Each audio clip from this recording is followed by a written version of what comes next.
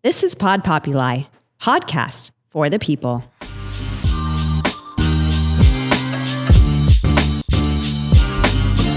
All right, so welcome back to the Healthy Pod.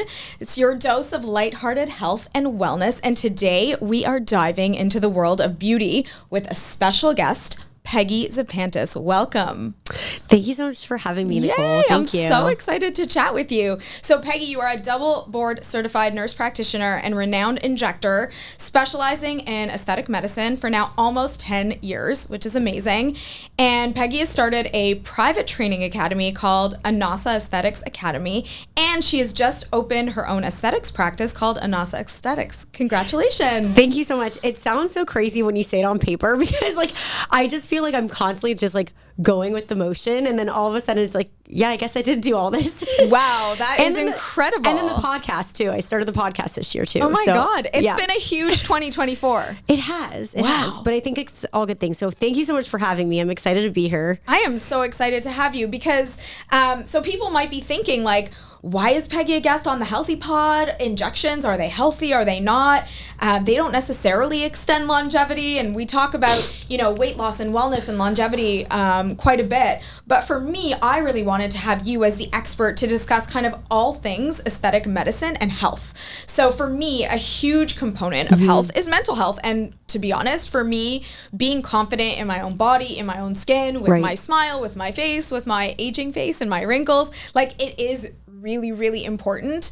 And that confidence sometimes does come from injections or fillers or something like that. Mm-hmm. So for me, health is not a one size fits all. Health is 360, and part of health can be doing procedures, injections, all kinds of things just to make you feel good. So that's why I really wanted to have you on, because we were chatting beforehand and you were talking about how you come at it from an educational perspective, from an expert perspective, and you train others. So why not have you on to kind of share a little bit about your practice and your expertise?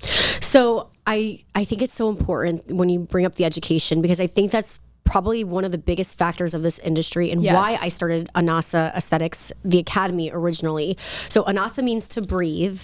Ooh. And that's what it means in Greek. I love that. So you know what? It definitely goes with the profession, right? So in this field, I think that it's so overwhelming, especially in South Florida. Yeah. There's med spas around every corner. Everywhere. People just want their hands in the pot. And it's not, I don't know if they think that there's millions of dollars in this field. It's just not there. So I always try to tell my students, especially if you're doing this, do this for the reason why you went into nursing, you went in to become a doctor. Yeah. You went in to be a PA. Do it for those reasons of giving back. Because even though I'm not sitting how I used to back in 2017, 2015, 2017, seeing a patient in front of me, going over their diabetes, their high blood pressure, giving them this pill, and then them going 3 months later, coming back, me looking at their labs, I'm actually doing something a little bit more instant gratification. Right. So, and that's what really attracted me to the industry, of that instant gratification, helping the client from within also feel good about themselves. And education is so important, because I think we as providers need to educate our clients in proper medical aesthetics care. And this isn't a one size fits all, just like we talk 100%. With health care, you have to base your treatment plan based off of that client's needs. So I think that's really important. And I think being in South Florida, like I said, there's so many spas around every corner. And what I find is that the industry lacks the educational component. Yep. And once you understand, from an educational standpoint, what proper medical aesthetics care is, then you will have a very successful practice. I love that. Yeah. I love that. So if you think about the combination of medical aesthetics and health and wellness, what's kind of your take on that combination? Because we talked about pre-care, post-care. What is the optimal care for someone based on their health history? What's your take on that? So here's the thing. If a patient's coming to me and they're sitting in my chair, I always tell, especially my students, and myself too, the why. What is the reason beyond the needle? So yeah, here's a bottle of Botox. Here's a syringe. Yes, I can do that. But why are you sitting in my chair? What is the reasoning? Did you go through a divorce? Are you having a rough family time? Are you trying to, there's so many reasons patients come to me. Am I trying to fix something anatomically that when they look at themselves, they can't stand looking at themselves, So I look at all the reasons why. And then I say, okay, now we know the why. This is my expectation of what it is. I always educate them too. It's not plastic surgery. So if you want things gone, that's not going to happen. But it's going to soften. It's going to make you feel more refreshed. So from that standpoint, I always ask the why behind it first. And then in doing so, you don't realize this, but there's so many patients that come from a psychological standpoint that they want to feel good. They have lost weight. They have especially right now, right? Clients are losing a lot of weight with a lot of newer medications that are out there, and they are losing it in their face, and then they can't stand looking at themselves.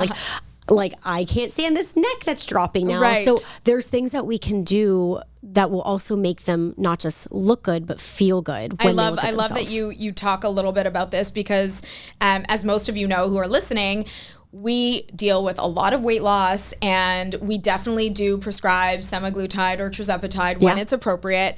And one of the biggest concerns I get from my patients is like, oh, I don't want droopy skin. I don't want, semaglutide face, Ozempic face. I don't want all of that stuff to happen. So, my advice is often the best way to go about it is to lose weight slowly, not to go too aggressively on the medication, and your skin does kind of catch up. However, people still want that glowing skin, and when they do lose weight, what if they do lose some of that elasticity? What do you kind of say to patients as the first steps to kind of helping their skin and helping their biggest issues once they've lost the weight? So whenever because I do also prescribe medications such as semaglutide and tirzepatide, and when we start this program, when we start the process, I tell them, I need you guys to eat. The amount of weight loss that happens is so drastic that I don't want you to start losing the protein. So it's a very hand-holding program. This is not, here's some tirzepatide, here's some get out my door. Preach, girl. It's not it's that. True. Like, it is a very, what's your diet? Let me see. Let me look at because they have their list and then their foods, and I can track it. They also have the cell phone that they can reach me if they're having any issues. I also make sure before I'm checking amylase and lipase levels. So which important. Is a precursor to pancreatitis. Yep. So we have to check those before we even start patients on it. You'd be surprised actually how many patients come that will get referred to me and they actually had diabetes. And I'm like, you have diabetes, we can get you these medications due to your diagnosis. So I think that's also important. But when they're coming to me and relating to the skincare and the weight, as long as they are managing their proteins appropriately. Yep. Now, of course, the weight's going to come off. The weight's going to drop. Yep. At that point, there are so many things that we can do to help restore collagen and elastin. So in my field with aesthetics medicine, especially the last 2 years, I would say, there's a lot of products that help biostimulators is what we call them. So they're going to help stimulate your collagen and elastin to help restore and make you look refreshed. So I'm a big advocate for Radiesse and I'm a big advocate for Sculptra. And those are two different types of biostimulants that help you just make you look really refreshed is the right word. And is there time off when you do either one of those, in terms of recovery? No, I think that those medications now have gotten a lot of recognition because it's a medication, right? I'm diagnosing the patient. I'm saying, okay, you lost weight. We need to restore some volume back into your face. And by doing that, we're going to use this product. And I set the expectations. It takes a couple sessions. Okay. And from that point on, then it would be maintaining. And it does help a lot. And as far as post recovery. I mean, it's a very quick, easy procedure, right? And patients do very well. Amazing. And the best part is it's like a natural way of anti-aging. I love that. Yeah. I love that. And so that's very different than fillers, right? So this just produces your natural collagen. Correct. Versus, I feel like a lot of patients, their first go-to, simply because of the popularization of it on social media, is like, I need fillers. My face is droopy. I need fillers. Yeah. So that would be probably not the first recommendation then. Exactly. And I think that's important to address that, like, fillers are great. They have a place, but I think if we're really trying to restore natural volumization and keeping someone looking healthy, I think that something like Sculptra or Radius, they do a wonderful job, and they're very safe products to use. I mean, even for myself, I have 4 vials of Sculptra on my face. I don't have like a pillow face. Like I think I look. You look amazing. Right? And then the other treatment is the Potenza, which is what we have at our practice. It's RF microneedling, and I'm all about texture and tone. Texture, tone, tightening. So Potenza, it's also creating that collagen stimulation. The radio frequency helps with the heat, so it's going to help with tightening, skin tightening. So as we start to lose the weight, we have a lot of laxity. So those treatments are very natural treatments that help guide from the inside out. I feel like this is gold because I haven't heard this talked about too much. So I feel like these are really great recommendations. Switching gears a little bit. Yeah. Can you debunk some common myths about injectables for toxins and fillers? Oh gosh. If you have any examples, but I see it all the time on social media, like it's poison. It's poison. Well, it'll freeze your face, or, it stays in there forever. I mean, I don't know many of them. So I very openly admit I definitely do Botox or Dysport or different neurotoxins, depending on who's injecting me, and I feel like I've yet to find the best one for me, and maybe I'll come to you now for sure in Florida. But there are so many myths, and some of them really scare me. And so having someone like you really explain it from an educational perspective, and helping us as an audience understand it is so huge. So when you're talking about the neuromodulators, so it's your neurotoxin neuromodulators, those are your Botox, your Dysport, Xeomin, Jeuveau, and then the newer one is Daxxify. Those are the ones that we have on the market here in the US. And those are FDA approved. And really they're FDA approved to help relax the muscle is what you're injecting it for. So when I got into this field, I was doing it for Botox migraine. Now, there's study after study, it cannot last longer than 3 months. 3 months is the window of what these neuromodulators last. Right. And they're all pretty much the same. Okay. Some work better than others on some patients. Personally, I do like Xeomin. I'm a fan favorite of that one. It's a little bit more of like the natural tox, and they call it more of like the organic tox because they took a lot of the proteins out of it. So especially if I get newer clients that are into this field that want to start very little anti-aging, baby steps we call it. So I usually like to use the Xeomin because you won't build a resistance to that product. Oh, interesting. After time, you can build a resistance to the neuromodulator. And do you find alternating, like let's say between Botox and a Dysport or something like that, helps with that build up or no? So kind of my protocol is if it's working, if it's not broken, don't fix it, right? So if it's working, I kind of stick to it. Right. Now, of course, if you're finding that like 3-4 sessions later, it's starting to not work as well as it used to, then maybe we need to change it up. Right. And that's totally fine. Right. Xeomin is kind of like that special guy where I could actually sometimes, and this is when you get a lot of really creative.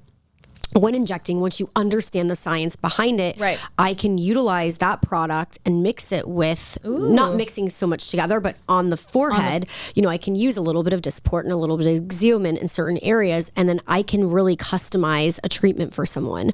So I think the more providers get into this field and the more experience and education that they get, the better that they're going to be to serve their clients. I love that. The myth, I would say, the 3 months. And I can tell you guys firsthand, like an example I had very early on in my field of doing injectables. And, as we're doing this, and we're all learning at some point, whether you've been doing it for 9 years, 10 years, or 2 months even.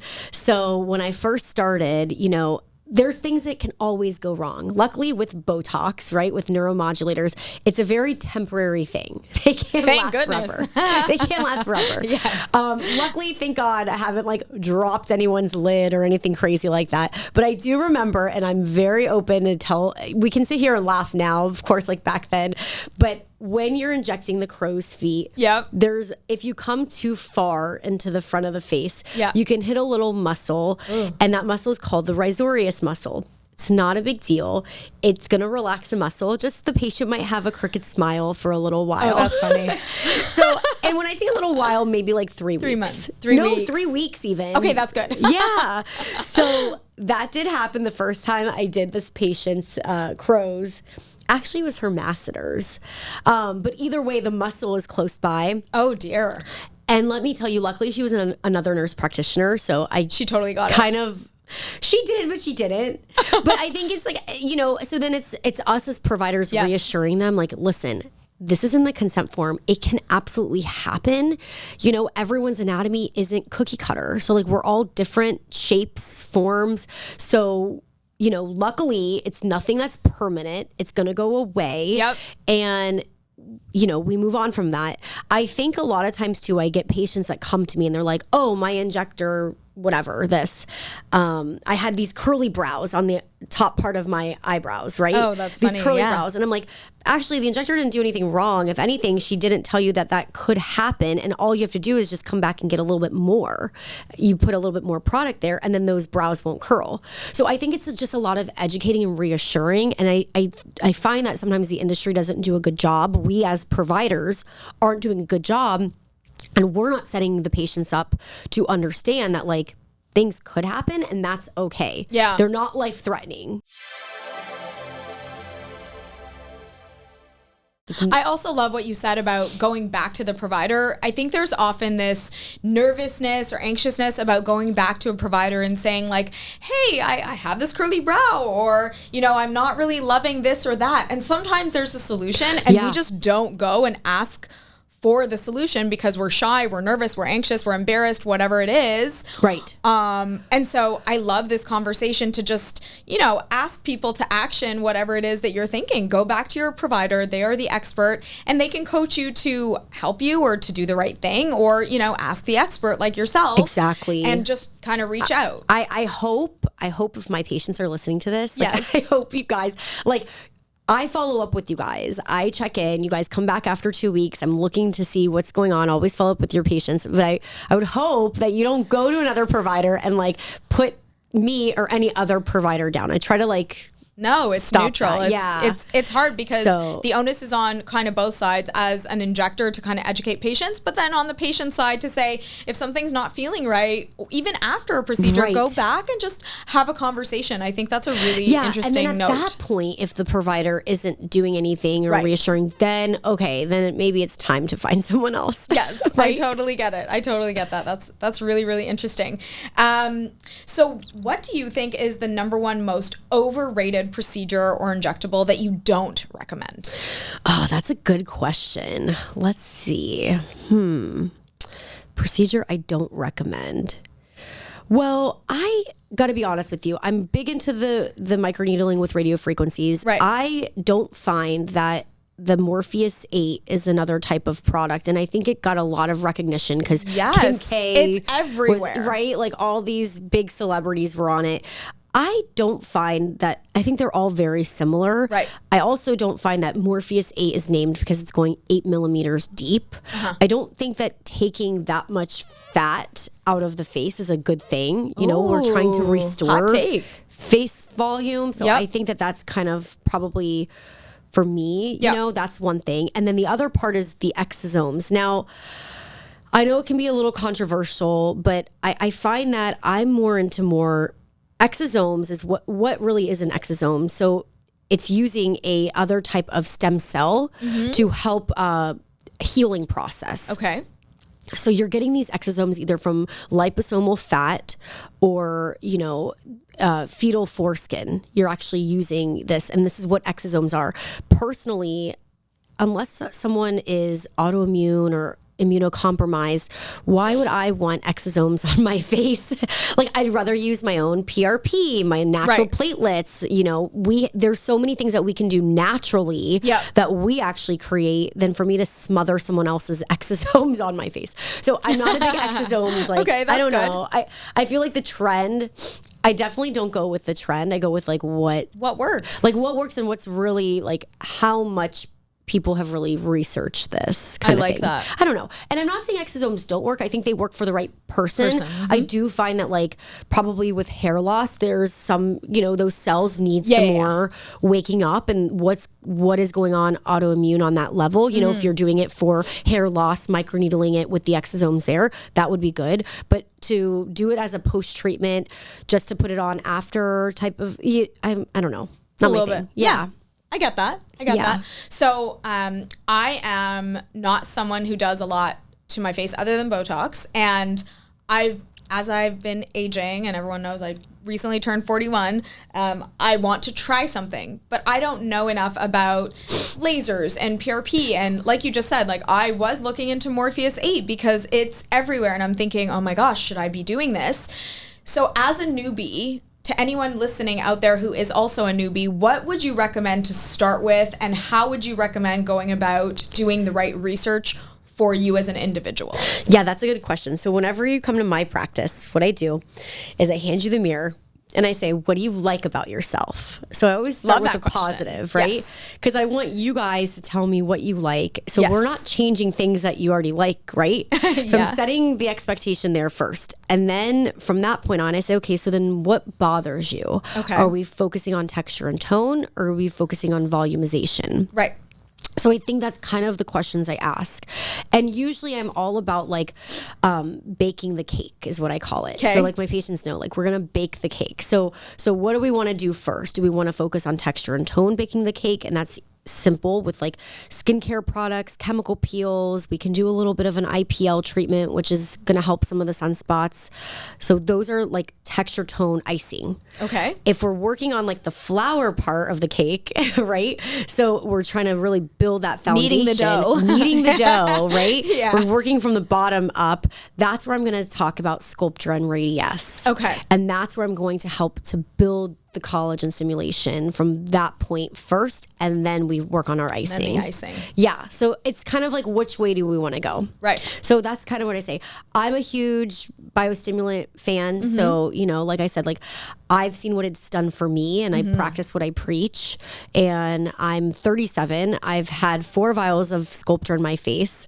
And I also have been doing neuromodulators now since I was 28. Wow. So amazing. And I do it. And that's why you look so young. Honestly, it's 3 times a year. Yeah. Like I don't get this done every 3 months. I do it about 3 times a year, in addition to really good medical grade skincare products. Yep. And I'm not saying buy everything, buy 2 or 3 products that are really good. Yep. And that's all you need. You don't need to be sold on 50 million things. You know, so I use that. Do your annual microneedling sessions. Those are really good.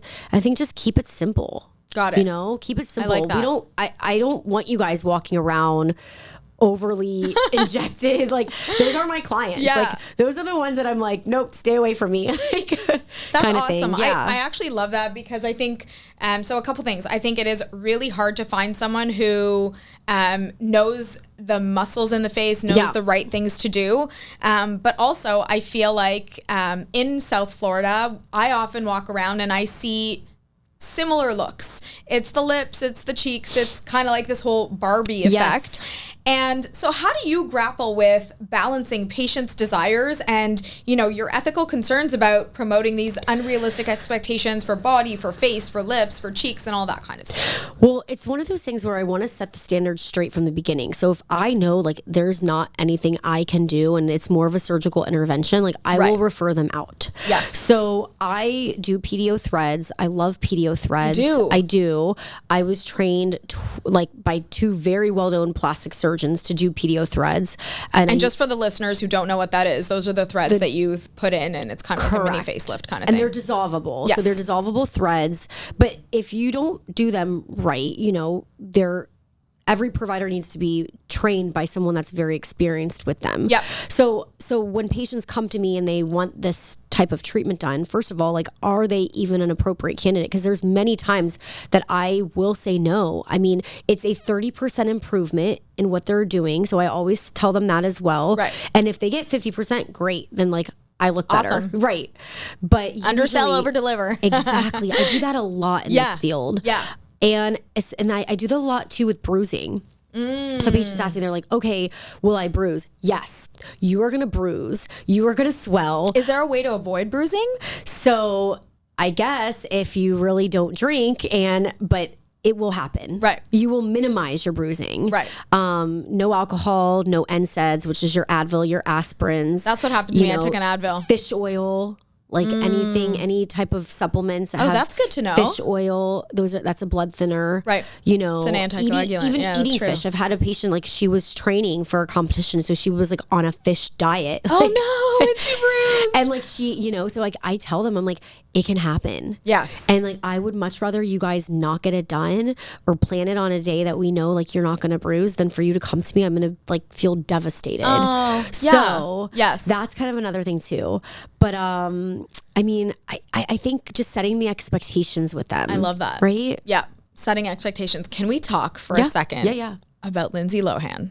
Oh, she looks and great. Her new face. So, okay. So background on me is like, I used to love Lindsay Lohan, and people used to say, because I had red hair and like the freckles. Yeah, you do. Now that you said that. This, like, there was this little connection. And then she got the pillow face thing happening, and she was really swollen. And I was like, oh, what happened? And now I am like, gonna take her picture, take it to you, and tell me, what do I do to get that same glow up? What do I do? Well, what has she done? So looking at it, and I don't have her picture in front of me, but just from like a basic, so I would say like she's definitely had some like CO2 done. So like overall, like that icing on the cake, right? So like softened that. Glowing. I think she's definitely gone more into like more of the natural collagen stimulation treatments, and those do take time. So it's not like you get it done and then it does take like a good 6 to 9 months that it will She was help. hibernating for a while. Like we hadn't seen her, right? Yeah.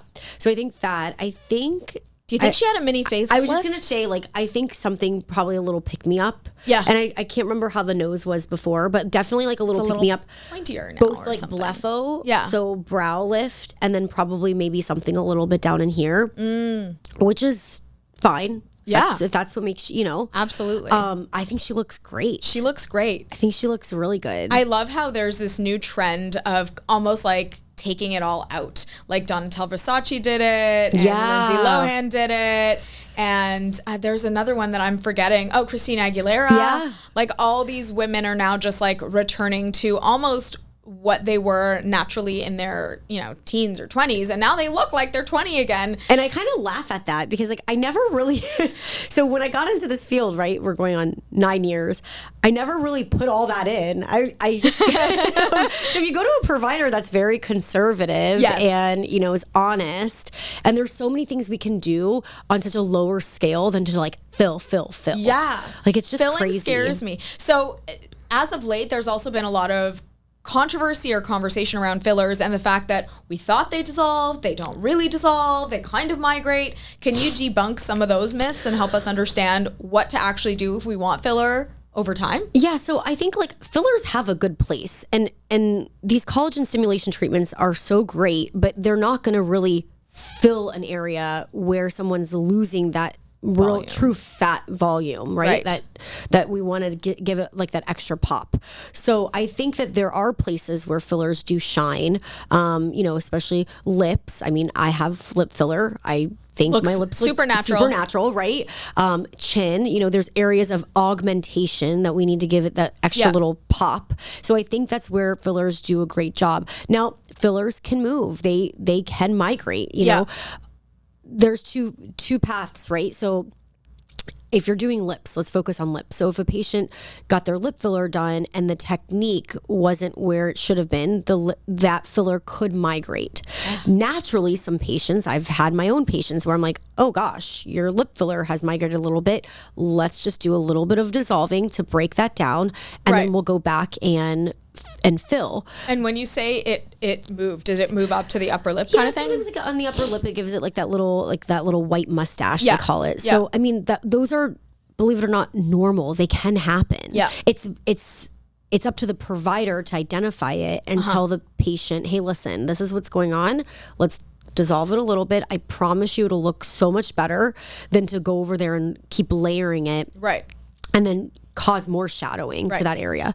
So I think that, you know, as far as that study goes, and they showed like the picture with the lady's face and the filler lasting for that long, I don't understand. Like, that's actually okay. Like, what is the problem? So we put the filler in. Like, the whole mindset too is like not to remove it. Like, we're not trying to remove the filler. So it's doing something that's helping that individual in that certain area. So I think like dissolving everything should not be the mindset. Like if the patient knows that they can dissolve it all, like we don't want them to dissolve it. Like we want it to do what it's doing. It needs to do. Right. Exactly. I think the issue is that people would kind of layer on top, like filler on top of filler on top of filler, and that what causes that pillow face effect? It's an accumulation of years and years. Like, I was at the hair salon on Saturday, and like this lady just looked horrible. Like, I don't even know where to start. Oh no. And I'm like, shame on the provider. It's not right. You know, shame on the injector that like did that and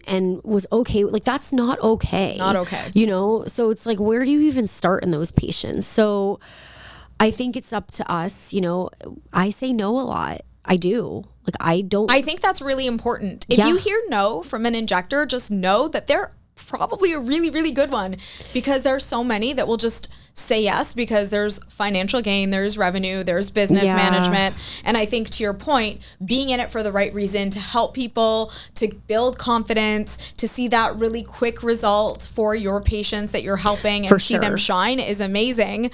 But to think of it always 24/7 as just a business can be difficult. So I tell my students this all the time. I'm like, the money will come. Like, naturally, it will evolve. Your business will evolve. Yeah. You know, I was really blessed when I started this too, that I was in a place where I got paid a salary. I got paid a very good salary. Yep. That whether one person walked in the door or 10 people walked in the door, I wasn't trying to push a sale. Right. You know? I love that. So I think that, you know, a lot of times some of these students that come to me, like, they're really getting pushed by their owner to really sell.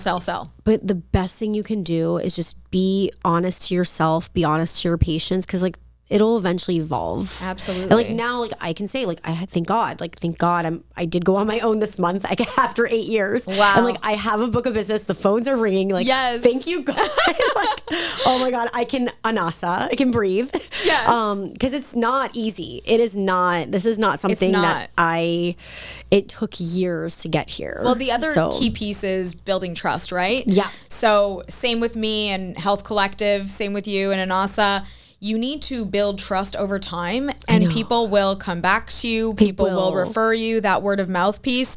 But if you don't necessarily, you know, do the best for your patients, people aren't necessarily going to come back. So I think long game is definitely the vision, and just doing right by people. I know. It's so true. Yeah. And they appreciate it, and they know. Yeah. You know? Yeah. So, no, it's good. Yeah. All right. Let's take a quick break, and then we'll change topics in a minute.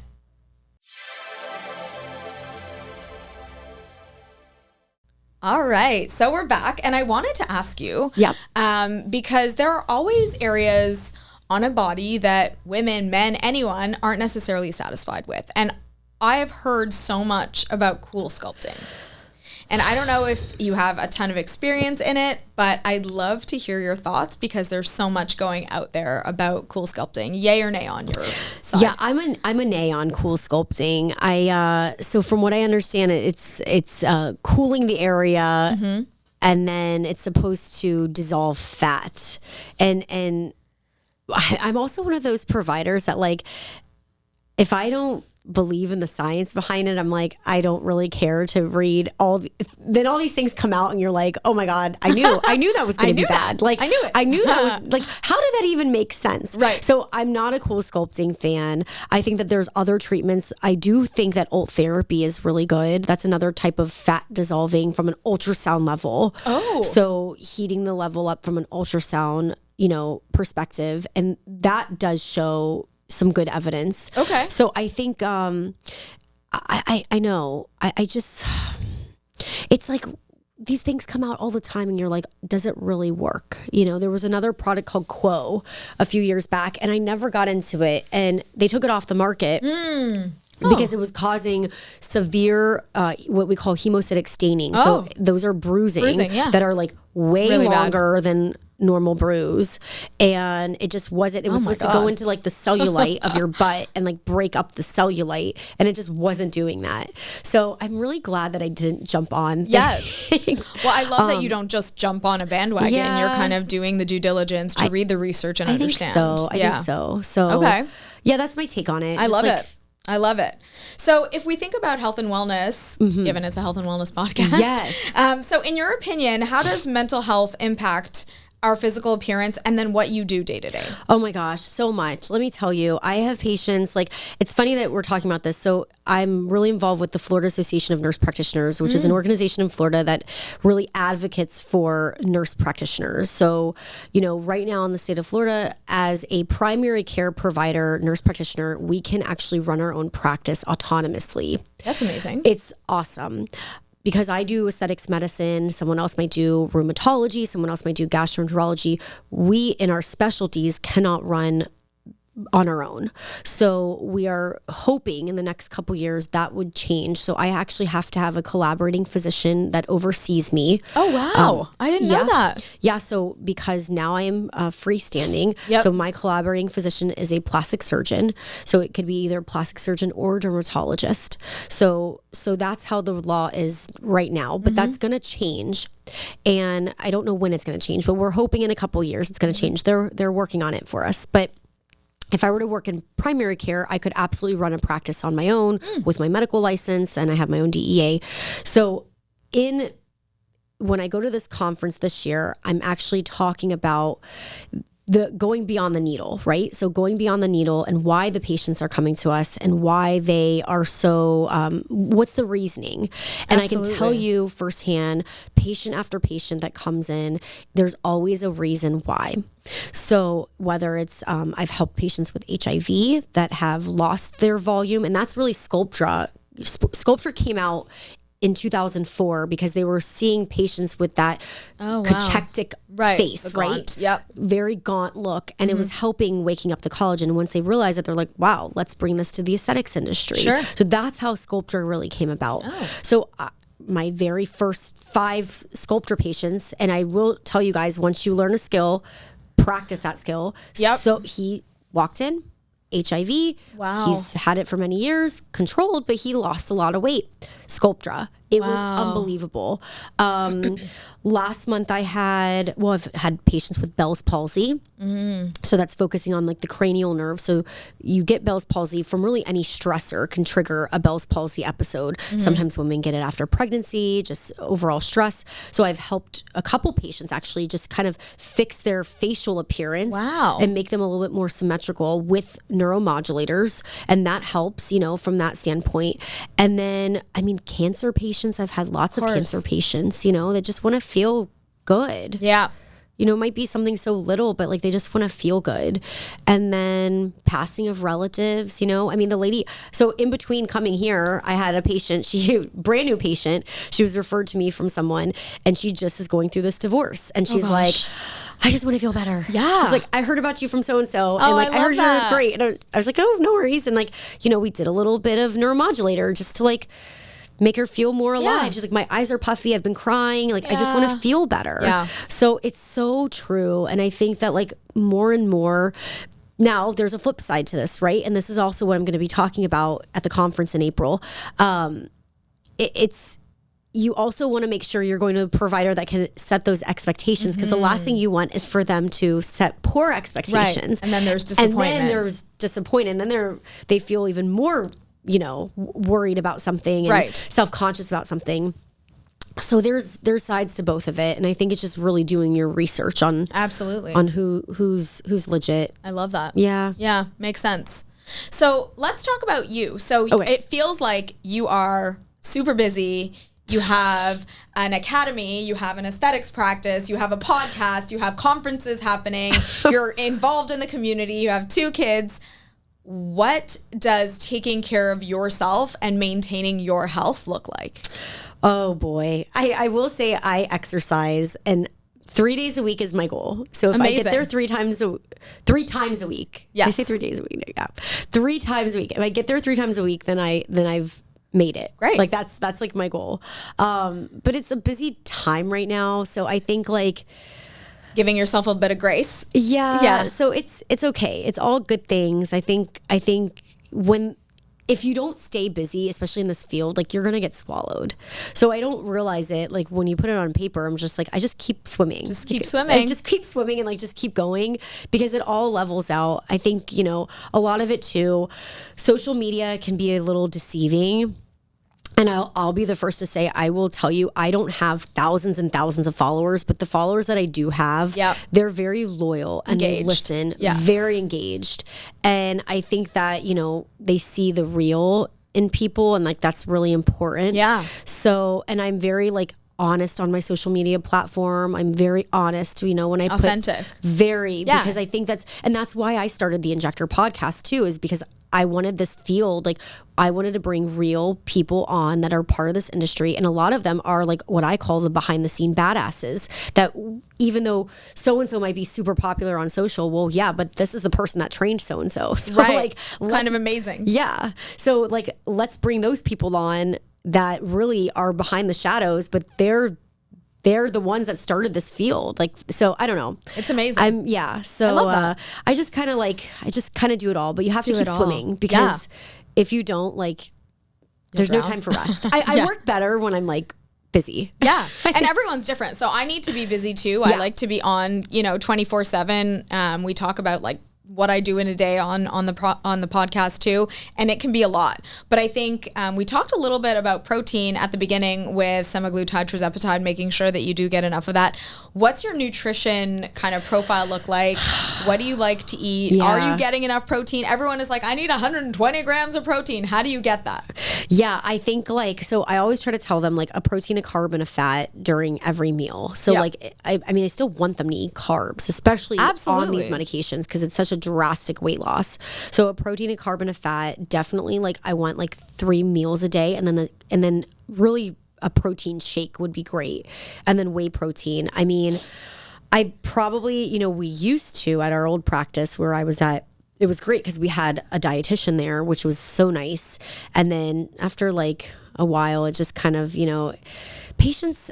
I don't know if just everyone's just so busy that they just think that they can just handle it. So I do think that as the provider prescribing these medications, it's up to us to make sure that they're staying on track. Well, that's why they have me. Exactly. Yeah. And I think that that's great because like, even for me, like I would love for us to like try to do absolutely some referrals anything there you because need, for sure. At the end of the day, like we're all good in our own lane, Absolutely. right? Like I can only do so much. Yep. But at some point it's like, okay. Yeah.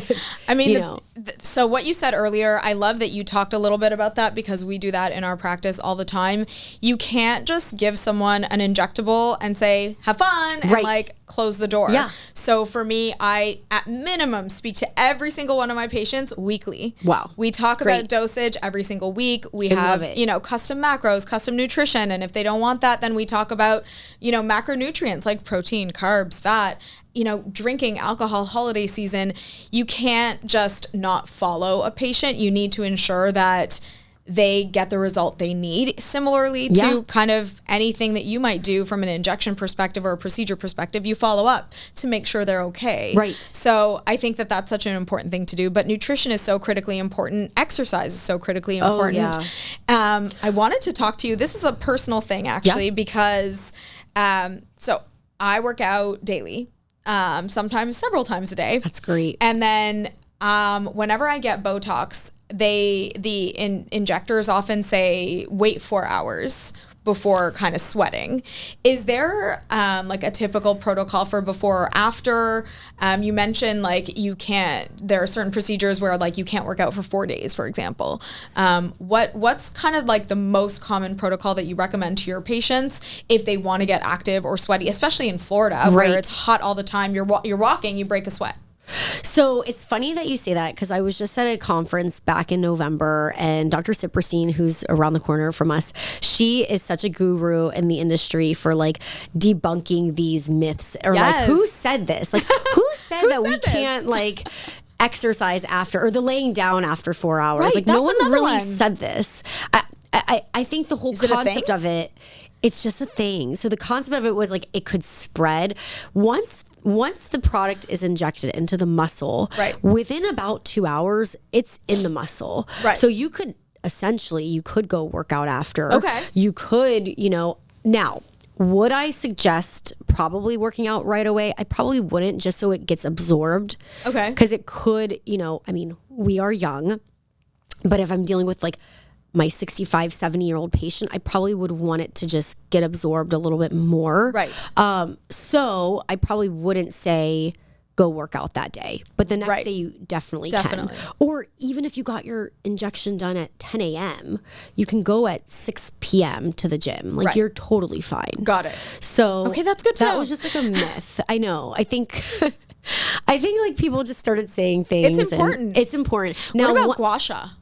Yeah, I mean, okay, so there is something that I would say after you do get your neuromodulator. So we're talking about your Botox, right? So after you get that done, what I would say is, help it get into the muscle by doing those facial movements, because that's going to help get it absorbed. I've had physicians back in Canada tell me that. Yeah, and me, I'll be the first to say, I actually stopped telling that to patients a while ago. Oh. I'm like, I don't know why I did that, because like there's actually evidence that shows that that's really beneficial. So like making the muscle movements naturally, like I'm very expressive, so I use my muscles anyway. Right. So, and most of us do, but that actually does help getting absorbed. Oh, that's really interesting. And then fillers, I mean, you could go do a workout after you get fillers done if you wanted to. Like, and nothing's totally really fun. Nothing's really gonna you heard it here first, guys.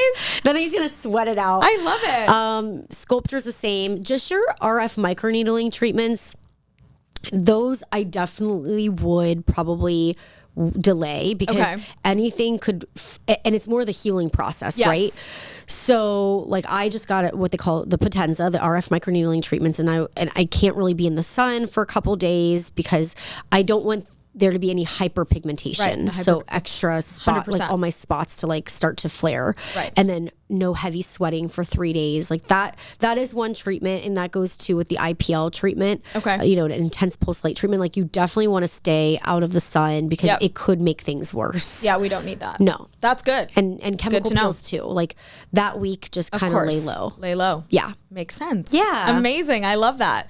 I wanted to quickly switch gears again and talk a little bit about trends. Okay.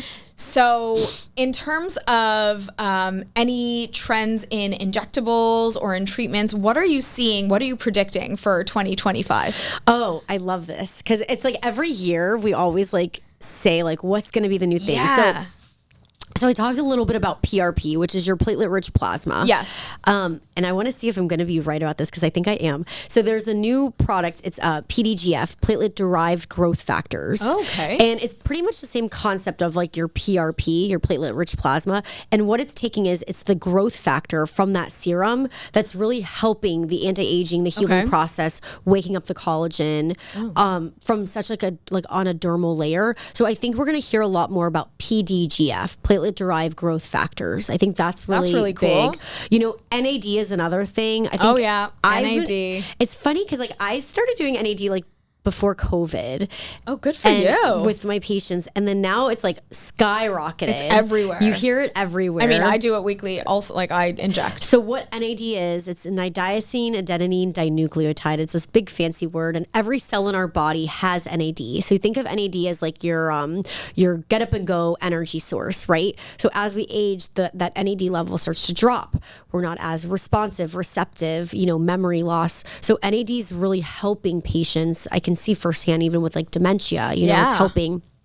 There's not too much science behind it, but it's coming. Like it's coming. Definitely coming out. There are studies that are coming out. They're coming out. There's a few good ones, but we're going to see a lot more of that, I think. I love it. And I'm trying to think of what else. Yeah, I think those two are probably like definitely more of a regenerative aesthetics medicine, regenerative medicine, we're trying to do more natural. Yep. I think, even going back to with the semaglutide, I mean, I think there's a lot of pros with semaglutide. I think too, pros as far as like hormonal levels with women and going through estrogen, perimenopause. Yes. Yep, all of it. It's huge. And just like the anti-inflammatory, lowers the cortisol. It does. There are so many benefits. It does. And so the thing that I love to talk about that really I don't think is discussed enough is that it's a naturally occurring peptide that we all have in our bodies. Similar to NAD, we have NAD in our bodies. Sometimes we just need that boost as we age.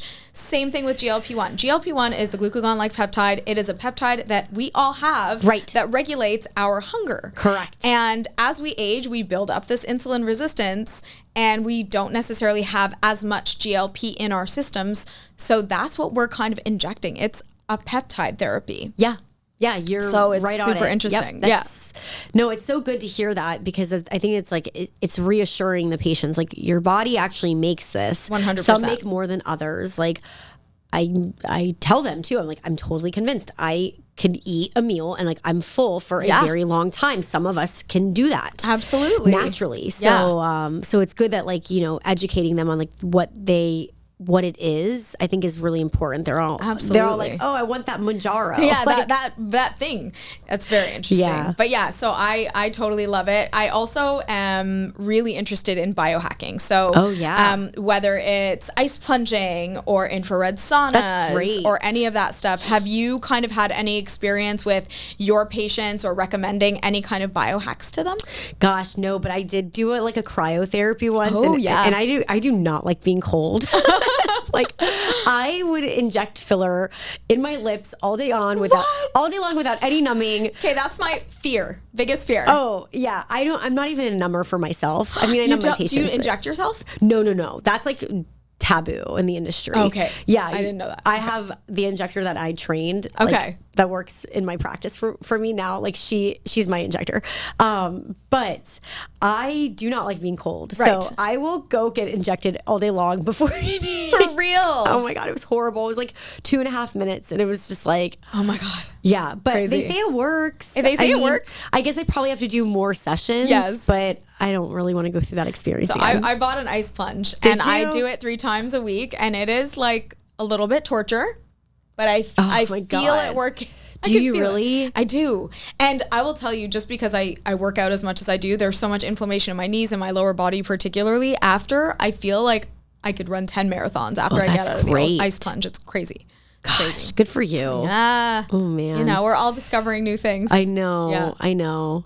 Well, before we end, I wanted to ask, where can people find you? Where can people go to learn from you and to get procedures from you? Well, my Instagram handle my personal is Peggy Z_NP. Perfect. And then Anasa Aesthetics, ANASA__aesthetics. AESTHETICS.